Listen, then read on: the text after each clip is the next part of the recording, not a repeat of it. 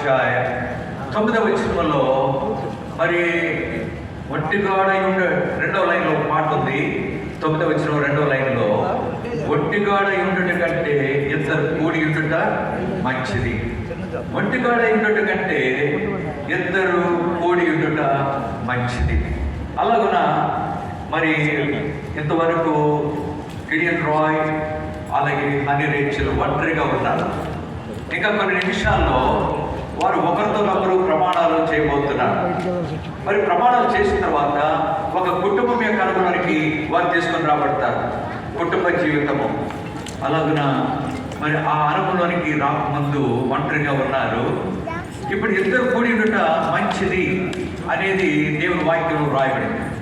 సరే, ఇప్పుడు ఇంకొక మాట ఉంది బైబిల్లో. ఆమోసు 3వ వచనంలో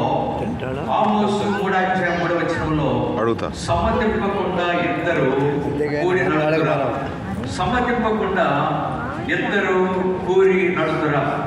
అలాగ ఇద్దరిలో సమ్మతి అనేది ఉన్నప్పుడే ఇద్దరు కూడి నడిచేవారు ఉంటారు, ఇద్దరు కలిసి జీవించేవారు ఉంటారు. అలాగున గిడియన్ రాయ్ అలాగే హనీ రేచల్ వారి యొక్క వివాహములు మరి వారి యొక్క వివాహం జరిగిన తర్వాత మరి భవిష్యత్తులో దేవుడు వారి ఇరువురిని ఆస్వాదించాలి. దేవుని ఆశీర్వాదము వారి జీవితాల్లో మొదటి కొరకై సమాధానము, ఐక్యత, సంతోషకరమైన వివాహ జీవితంలో వారు కొనసాగించుకొరకై దేవుని వాక్యం ద్వారా వారికి హెచ్చరిక ఇవ్వబడుతుంది. దేవుని వాక్యం అలాగున మరి ఇంకొక ప్రాముఖ్యమైన విషయం ఏంటంటే కార్లో ఇది యెహోవా వలన కలిగిన కార్యం.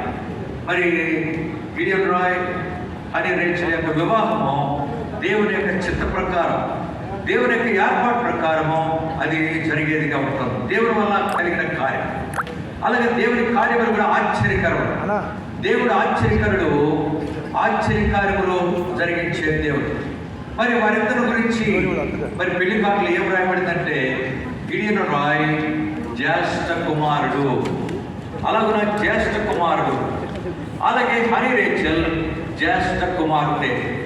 అలాగున దేవుని యొక్క కార్యములు జ్యేష్ఠ కుమారుని జ్యేష్ఠ కుమార్తెతో మరి ఐక్యపరిచి వారి యొక్క కుటుంబ కర్మలో కొనసాగటానికి దేవుడు నిర్ణయించాడు. ఆ నిర్ణయం ప్రకారం మరి ఎన్నో ప్రయత్నాలు జరుగుతాయి.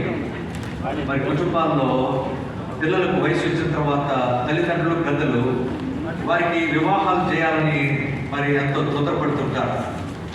మరి వివాహాలు ఆశ్చర్యం ఉంటాయి. కొన్నిసార్లు ఇంటి దగ్గరే బంధువుల మధ్యలో ప్రయత్నం చేసి ఎక్కడెక్కడో పాశ్చాత్య దేశాల్లో సంబంధాలు దొరికేవిగా ఉంటున్నాయి. కొన్నిసార్లు ఎక్కడెక్కడో దూర ప్రాంతాల్లో ప్రయత్నం చేసి చివరికి ఇంటి దగ్గరే బంధువుల్లోనో లేకపోతే తెలిసిన వారిలో సంబంధాలు దొరికేవిగా ఉంటున్నాయి.